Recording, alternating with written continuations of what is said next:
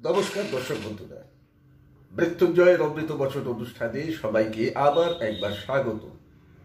বন্ধুরা, মৃত্যুঞ্জয়ের অমৃত বচন শীর্ষক এই অনুষ্ঠানে সম্প্রতি সময়ে আসন্ন শিব চতুর্দশী উপলক্ষে চলছে শিব চতুর্দশী স্পেশাল এপিসোডস। এই অনুষ্ঠানে আমি বর্তমান সময়ে আপনাদের সঙ্গে এই শিব চতুর্দশী তিথিটিকে কাজে লাগিয়ে কিভাবে আপনারা আপনাদের জীবনের বিভিন্ন বাস্তব সমস্যা স্থানগুলোকে সমাধান করতে পারেন, তার বিভিন্ন প্রয়োগ ও উপায় আপনাদের সঙ্গে শেয়ার করছি। আর সেই সূত্র ধরেই আজকেরও এপিসোড আপনাদের সামনে উপস্থাপনের চেষ্টা করলাম। আজ আমরা জানব এই শিব চতুর্দশী তিথিটিকে কাজে লাগিয়ে কিভাবে কঠিন থেকে কঠিনতম শারীরিক রোগ ব্যাধি, কোনো দুরারোগ্য রোগ ব্যাধি যা সহজে আরোগ্য হয় না এবং হচ্ছে নাও, অর্থাৎ দীর্ঘমেয়াদে রোগী ভুগছেন কোনো শারীরিক সমস্যা স্থান নিয়ে, যার চিকিৎসা চললেও চিকিৎসায় সেভাবে সাড়া পাওয়া যাচ্ছে না, আরোগ্যতা লাভ যে হবে তার কোনো আশা দেখা যাচ্ছে না, কিংবা এমন কোনো মারক ব্যাধি যার অবশ্যম্ভাবী পরিণাম মৃত্যু, সেটি বিলম্বিত হতে পারে বা সেটি খুব শীঘ্রই হতে পারে, নির্ভর করছে রোগীর শারীরিক অবস্থার উপর। তা এই যে জায়গাগুলো যেখানে সোজাসুজি কিছু বিশেষ করার নেই, রোগ হলে চিকিৎসা করতে হয়, কিন্তু সেই চিকিৎসা শাস্ত্র সেখানে আশার আলো হয়তো দেখাতে পারছে না, বা চিকিৎসা চললেও ডাক্তার বলছেন এ সমস্যা সলভ হবার নয়, যতদিন বেঁচে থাকবে ওষুধ খেয়ে যেতে হবে। অর্থাৎ চিকিৎসা শাস্ত্রেও সরাসরি তার নিরাময় হচ্ছে না। এরকম জায়গায় কি করে আধ্যাত্মিকতা ও তন্ত্রের আশ্রয় নিয়ে মানুষ সন্তোষজনক কিছু ফলাফল লাভ করতে পারে, তার উপরই আজকের ভিডিও। এখন ব্যাপার হচ্ছে, আপনারা যারা যারা জ্যোতিষী ভিজিট করেছেন, তান্ত্রিকের কাছে গেছেন বা এই ধরনের অনুষ্ঠান দেখেন, আপনারা বহু মানুষই মহামৃত্যুঞ্জয় প্রয়োগের সঙ্গে পরিচিত। আমরা এই প্রয়োগ ব্যাপকভাবে করিয়ে থাকি বিভিন্ন পারপাস সলভ করার জন্য, যার মধ্যে প্রধান হচ্ছে শারীরিক সমস্যা স্থানের নিরাময়, দুরারোগ্য কোনো ব্যাধিগ্রস্ততা থেকে নিরাময়ের জায়গা পেতে, কিংবা যে ক্ষেত্রে মৃত্যু ভয় আছে, মৃত্যু ভয়কে দূরে সরাতে আমরা এই মহামৃত্যুঞ্জয় প্রয়োগের নিদান দিয়ে থেকে থাকি।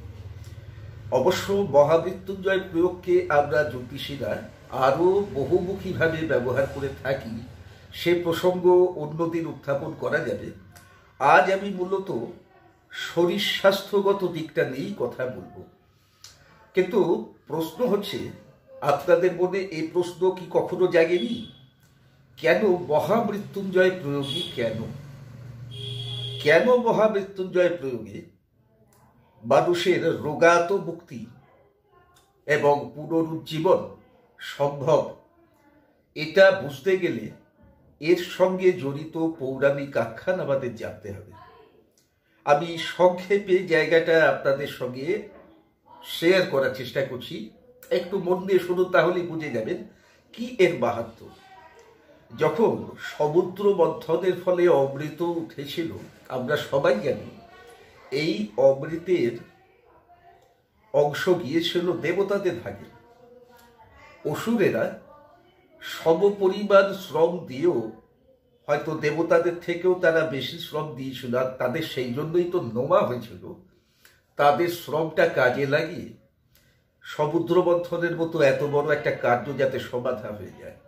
তা যাক সে কথা, এই অমৃত দেবতারা পেয়ে, দেবতারা অমৃত পান করে তো অমর হলেন, অর্থাৎ তাদের কখনো বিনাশ হবে না, মৃত্যু হবে না, ধ্বংস হবে না। দেবতাদের থেকে আমরা স্বভাবই দেব সুলভ, ঔদার্যতাপূর্ণ, বিবেচনাপূর্ণ ও সহৃদয় আচরণ আশা করি। কিন্তু দেবতাদের মধ্যেও চরিত্রগতভাবে দানব কেউ কেউ ছিল, যাদের মধ্যে প্রধান হচ্ছেন দেবরাজ ইন্দ্র। আপনারা দেখেছেন এত দেবদেবীর পুজো হয়, কিন্তু দেবরাজ ইন্দ্রের সেভাবে কিন্তু পুজো প্রচলিত নেই। হ্যাঁ, তন্ত্রমার্গে কিছু পুজো পদ্ধতি আছে বিশেষ উদ্দেশ্য পূরণের জন্য, কিন্তু লৌকিকভাবে দেবরাজ ইন্দ্রের পূজা প্রচারিত নেই। এটাও তার উপর প্রযুক্ত মহাদেবের অভিশাপের ফল। তার এই খল ও কুটিল চরিত্রের জন্য সে পূজা পাওয়ার অধিকার হারিয়েছে। তা যাই হোক, অমৃত পান করে অমর হয়ে অমরত্বের অহংকারে দেবরাজ ইন্দ্র সিদ্ধান্ত নিলেন, না রহেগা বাঁশ না বাজেগি বাঁশুরি। অসুরেরা যদি নাই থাকলো, দানবেরা যদি নাই থাকলো, তাহলে তারা বারবার আমাদের বিপদে ফেলতে পারবে না, স্বর্গরাজ্য আক্রমণ করতে পারবে না। তাই তিনি শুরু করলেন অসুর নিধন। বেশ কিছু বিশ্বস্ত সঙ্গী সাথী সৈন্য সামন্ত নিয়ে তিনি অতর্কিতে দানবদের লুকিয়ে থাকা জায়গাগুলোতে আক্রমণ করে তাদেরকে মেরে ফেলতেন। এর জন্য তিনি চতুর্দিকে স্পাই নিযুক্ত করেছিলেন, যে কোথায় কোথায় তারা গিয়ে লুকোচ্ছে। এদিকে দানবদের অবস্থা খুব খারাপ।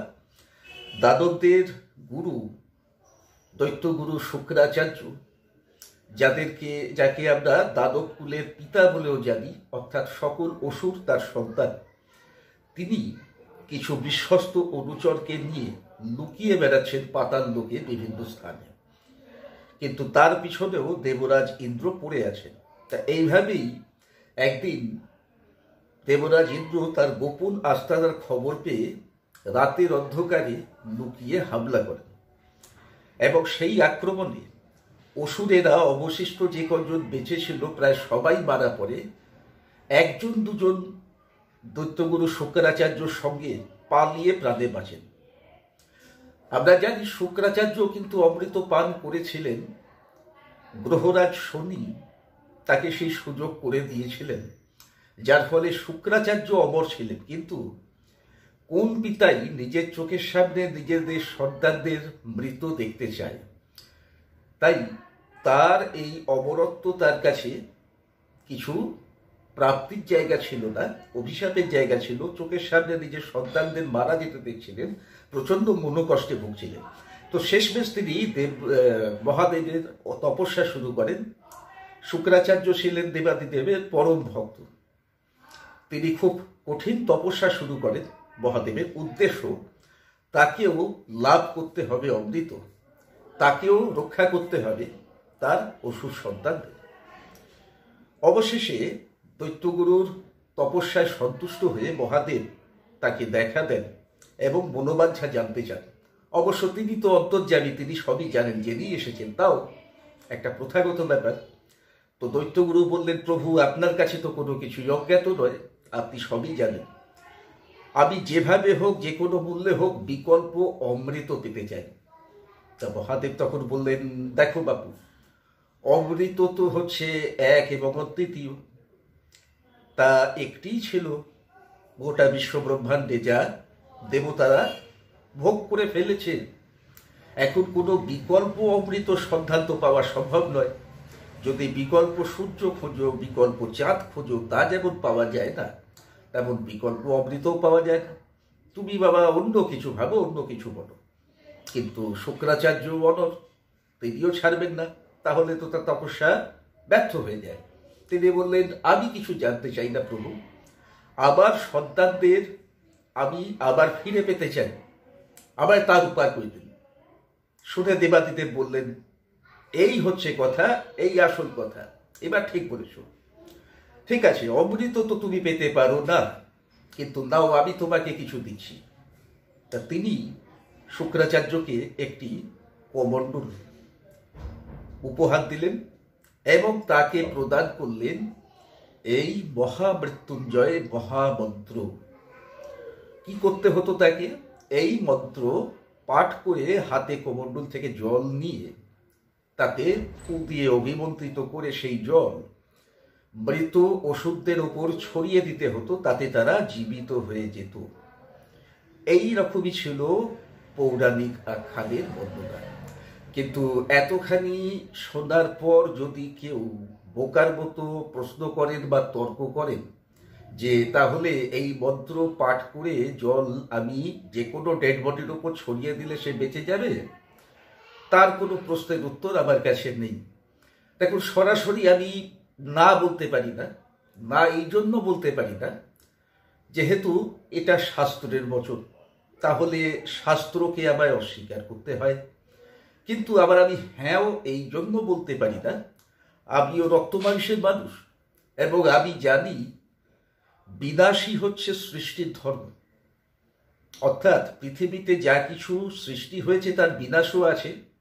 একদিন যে জন্মেছে সে মারা নিশ্চয়ই যাবে।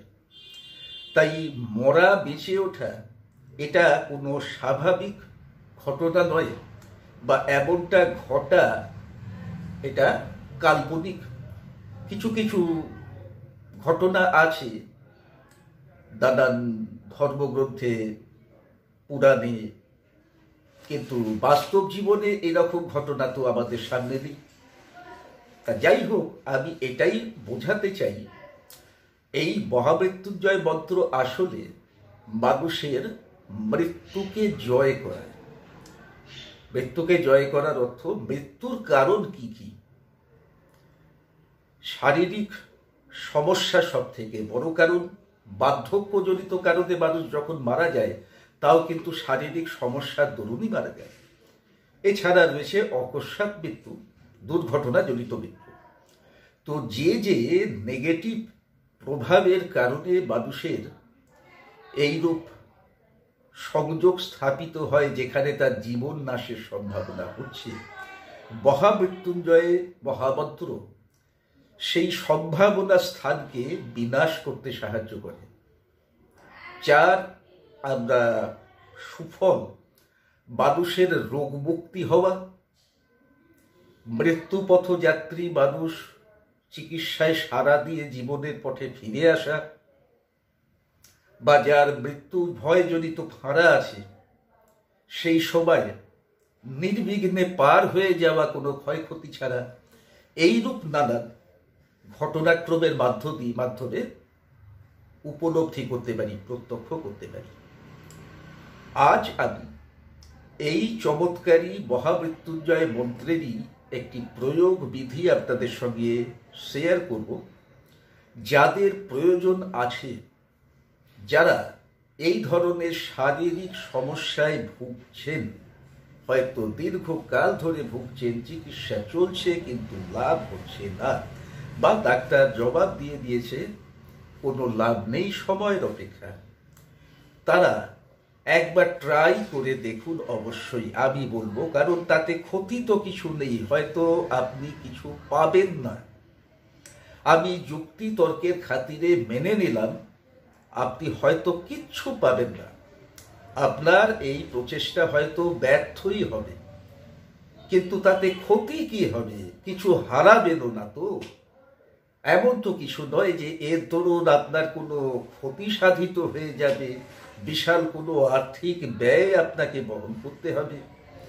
যদি তাই হয়, আমি তো অন্তত মনে করব আমি এরকম প্রচেষ্টা, এরকম চ্যালেঞ্জ সবসময় নেবার জন্য প্রস্তুত আছি। আপনাদেরটা আপনারা বলতে পারবেন। তা যারা এই চ্যালেঞ্জ নিতে চাইবেন, আসন্ন শিব চতুর্দশী তিথি, যা আগামী 11ই মার্চ বৃহস্পতিবার পড়ছে, আপনারা সেদিন এই কাজ করবার চেষ্টা করুন। যারা করবেন মনে করছেন তারা ভিডিওর পরবর্তী অংশ কিন্তু খুব মন দিয়ে শুনুন, বোঝার চেষ্টা করুন। আমি খুব ভালোভাবে বিধি আপনাদের সঙ্গে ব্যাখ্যা করছি, কিন্তু তার আগে কিছু জরুরি রুটিন ঘোষণা। যারা আমার পরামর্শ পেতে চান, আমাকে নিজের সমস্যার স্থান দেখাতে চান, জানাতে চান, আমার থেকে পরামর্শ পেতে চান, তাদেরকে চেম্বারে আমি দেখা করতে অনুরোধ করছি। সরাসরি ফোন করে আবার এই হয়েছে আবার ওই হয়েছে বলা ছেড়ে যে নাম্বার স্ক্রিনে দেখতে পাচ্ছেন সেই নাম্বারে ফোন করে বুকিং করুন। আগের দিন, যেদিন আসবেন তার আগের দিন, আমাকে মোটামুটি রোজ দিনই পাবেন। আগের দিন বুকিং সিস্টেম এই জন্যই রাখা, যদি আমি না থাকি তো বুকিং নিই না। আর যারা বলছেন চেম্বারে আসতে পারছি না, পারবো না, হয়তো আপনি অনেক দূরে আছেন বা আপনার আসার মতো অবস্থা নেই, তাহলে হতাশ হবার কিছু নেই। অনলাইনে কনসালটেন্সি হতে পারে। আপনাকে স্ক্রিনে দেওয়া নাম্বারে আবার ভিজিট জমা করতে হচ্ছে। গুগল পে, ফোনপে, পেটিএম 3টে অপশান পাচ্ছেন। 3টে অপশানের মধ্যে যে কোনো একটি অপশানে আপনি ভিজিট পেমেন্ট করে এই নাম্বারই হোয়াটসঅ্যাপ আছে রসিদ শেয়ার করুন। আমি আপনাকে কনসালটেন্সির টাইম দেবো, যেই টাইমে আপনি ফোন করে সরাসরি আমার সঙ্গে নিজের সমস্যার বিষয়টা নিয়ে আলোচনা করতে পারবেন, পরামর্শ নিতে পারবেন। চলে আসছি আজকের অনুষ্ঠানে।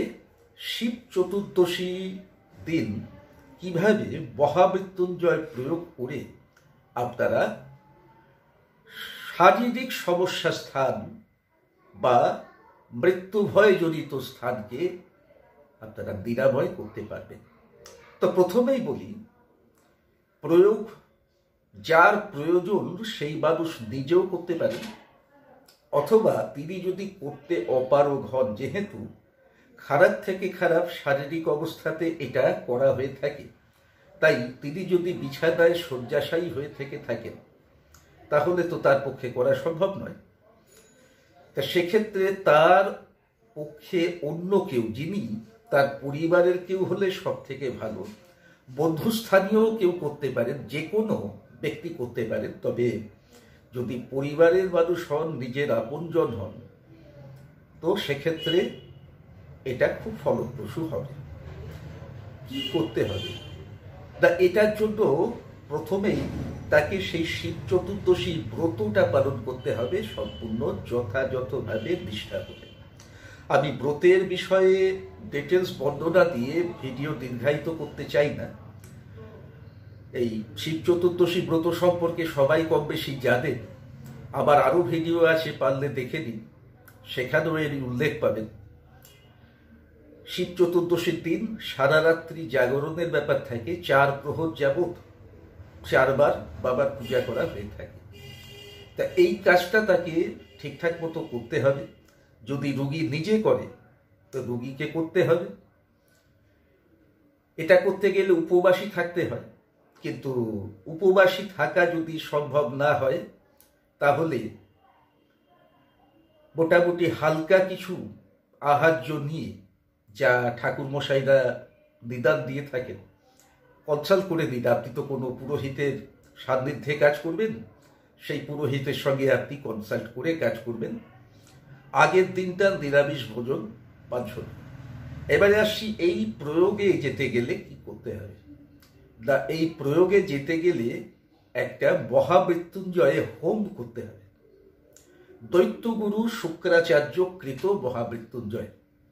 মহামৃত্যুঞ্জয়ের অনেকগুলি ভাগ আছে। শুধু মৃত্যুঞ্জয় হয় একটি, শুধু মহামৃত্যুঞ্জয় হয় একটি, আর দৈত্যগুরু শুক্রাচার্য কৃত ভার্সন যেটা হয় দৈত্যগুরু শুক্রাচার্যের মহামৃত্যুঞ্জয়। তা এই শেষোক্ত প্রয়োগটি সব থেকে এফেক্টিভ। আমি এটি আপনাদেরকে বোঝাবো। এই হোমটা করতে গেলে আপনাদের কিছু ব্যবস্থা লাগবে। হোমকুণ্ড, বালি, কাঠ যা লাগে, নরমালি ঘি, সেসব লাগবে।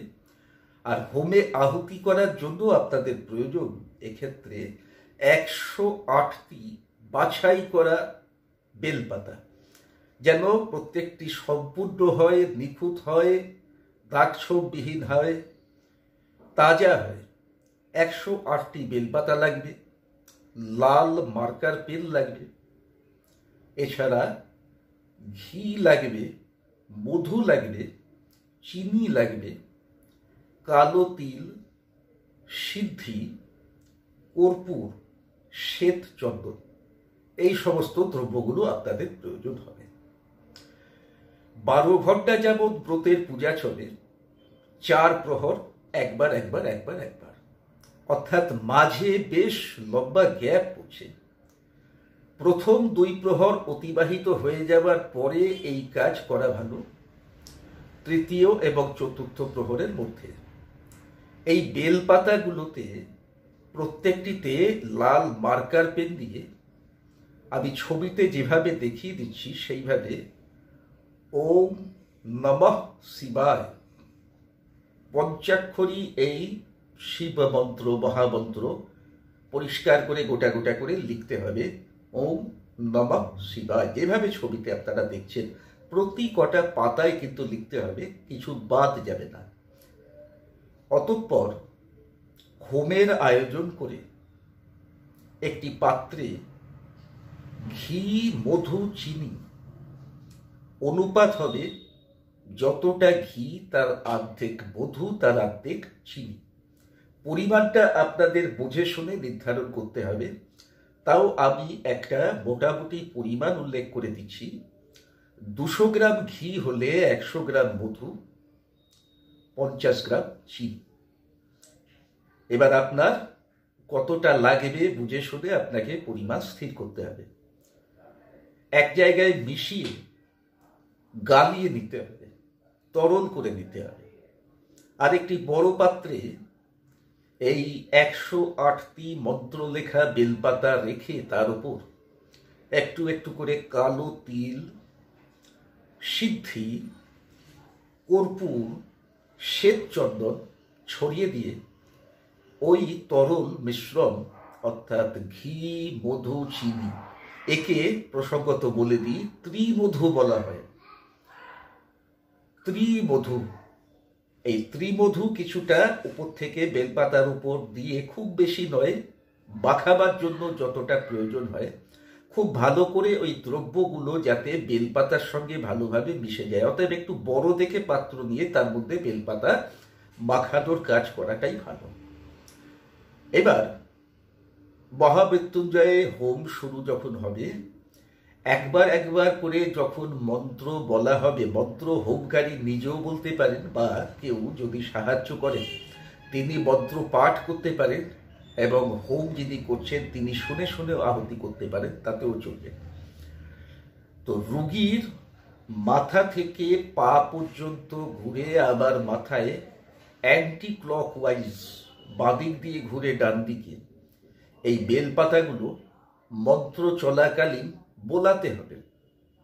এবং মন্ত্র যখন শেষ হবে, যখন স্বাহা অর্থাৎ সমর্পণ বোঝানো হবে, আহুতি বোঝানো হবে, তখন ওই বেলপাতা পাত্রের দ্রবণ যাতে অলরেডি ত্রিমধু গালানো অবস্থায় আসে তাতে একবার ডুবিয়ে নিয়ে আগুনে আহুতি করতে হবে।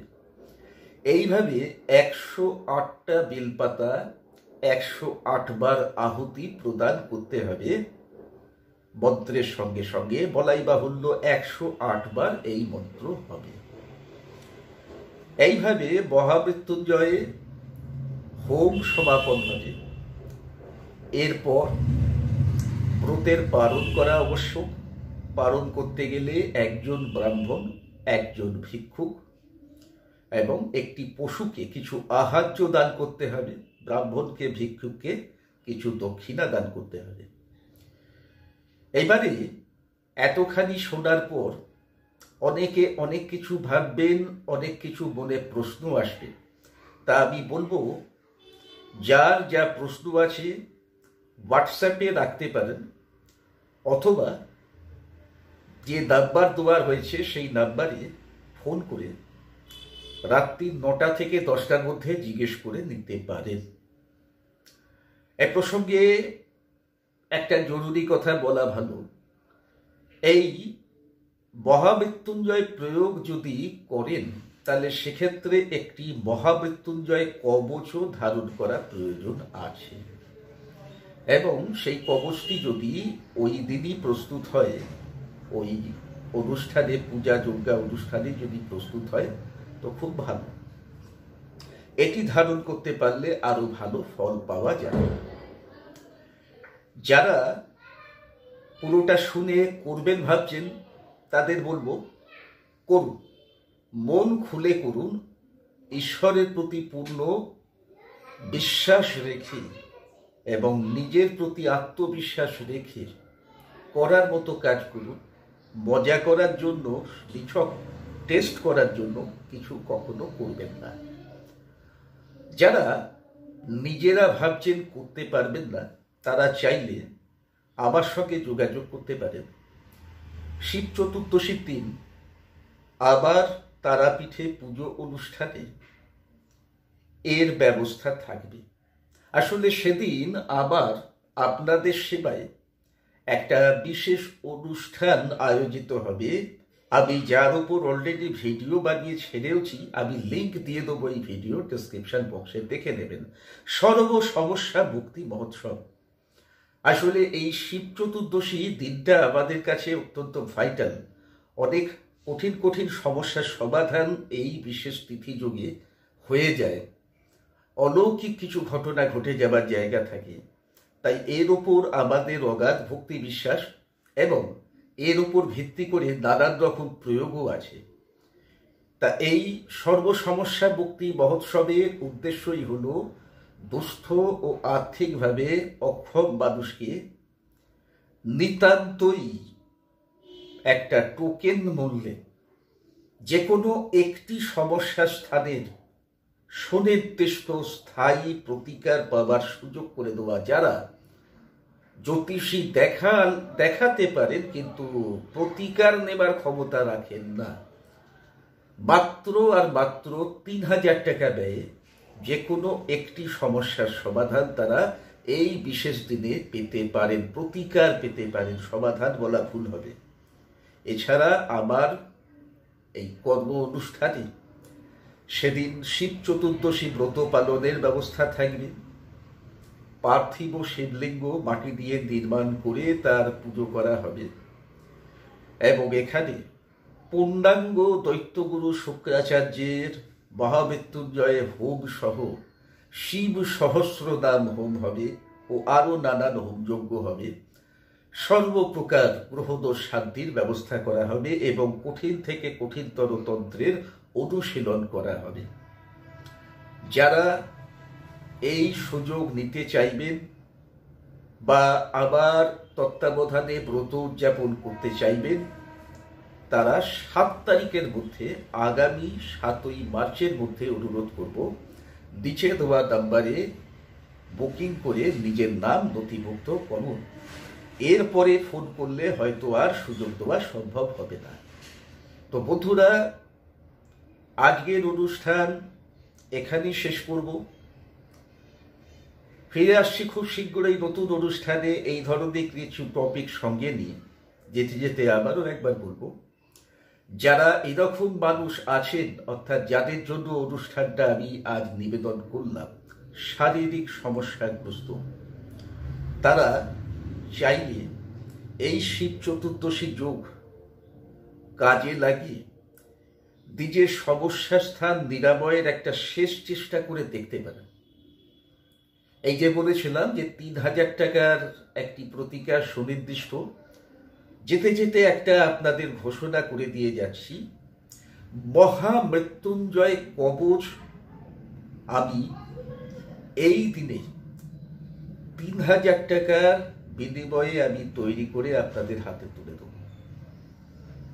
এত বড় একটা প্রতিকার সামগ্রী আপনাদের এই টোকেন মূল্যে আমি তুলে দেব, শুধু আর শুধু এই শিব চতুর্দশী যোগে। যাদের প্রয়োজন আছে মনে করছেন 7 তারিখের মধ্যে, অবশ্যই যোগাযোগ করুন। আজকে এখানে অনুমতি চাইছি। জয় মাতারা, জয় মহাকাল।